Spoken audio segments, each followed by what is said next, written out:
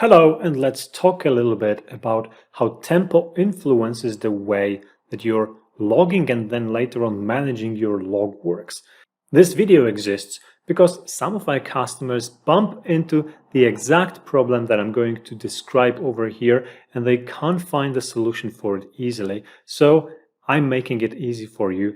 The solution is in this video. If you're trying to uninstall, for example, Tempo Timesheets and you're not able to log work properly because you're missing the proper screen, I'll be showing you how to bring it back.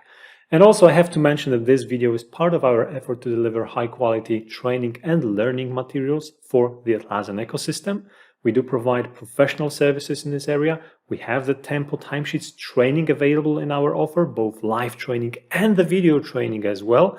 Probably we are the only ones in the market that have this one. So if you're looking for some more education in terms of this app or any other apps or Jira itself, or maybe customizable changes, help, new workflows, for example, in Jira, new processes, let us know. We are here to help. And now back to the topic at hand. So again, let me describe the problem. Many customers install Tempo Timesheets just to play around and test it. And after the test, you get rid of the plugin if you don't like it, right? So the thing is that when you install Tempo Timesheets on your instance, a new log work window will appear for users when they try to log their time spent on working on any kind of issues.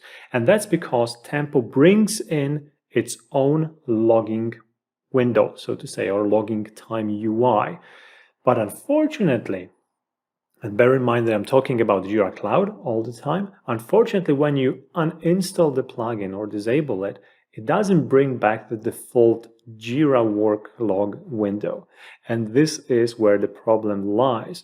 The same thing happens for the data center as far as I remember, but there is a way of switching those. So I will be showing this in a moment. Before I go into this though, I need to mention that of course it doesn't happen to everyone, because some people prefer to stay with the tool. They like Tempo Timesheets, and I don't blame them because I think this is one of the best, if not the best, time sheeting tool in the Atlassian ecosystem and the Jira ecosystem. So there's nothing wrong in using it.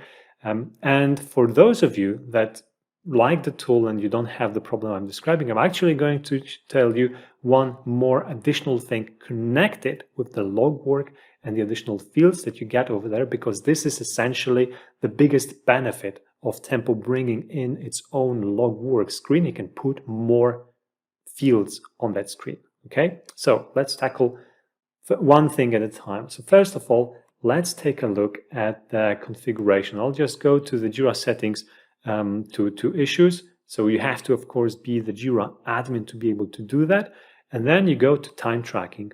And when you visit time tracking on Jira Cloud, you will have over here the time tracking provider dropdown. So if you don't have any additional time tracking solutions on your instance, this will hold only one value, Jira provided time tracking. But if you have more, like me over here, then you will have more options to choose from. So depending on what's chosen over here, this is where the time tracking window is going to be coming from. So if you uninstall Tempo Timesheets, you have to go back to Jira provided time tracking, and then you will be good to go. Uninstall or disable, actually, I should say, right? So that's the place to look for it. Notice also that this is a global setting. It influences the whole instance, not just a certain project or a certain bunch of projects in Jira. So when you change it, it changes for everyone. You have to bear this in mind. Now, let's go back to Tempo, and I'll show you one very interesting thing in Tempo to conclude this short video, and that is about additional fields that you get to put on the level of your work log, right? So you can notice that currently I'm not using the Tempo Worklog window, so it's telling me, hey, maybe you want to use it. Maybe I do, but not just yet. So I'll leave it at that.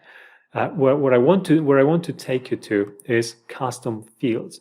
So this is the place where you get to decide which custom fields are supposed to be saved together with your work logs. And this is a very cool thing. So of course, You can add additional fields to your worklog screen if you're using Tempo Timesheets. That's something that I've already mentioned. But then you also get to choose over here which of those fields are supposed to be saved, or even additional fields that you don't use on the worklog screen are supposed to be saved together with the work logs. So what Tempo does is it saves the work logs in Jira, right? But the work logs in Jira are basically saved with how much time has been spent, when was it spent, and what was the description of it, and of course which user is associated with the work log. But it also does save on the level of Tempo database, right? And if you do the save on the level of Tempo database, you get an option to choose additional values that are supposed to be saved together with the work log. Where does this take us?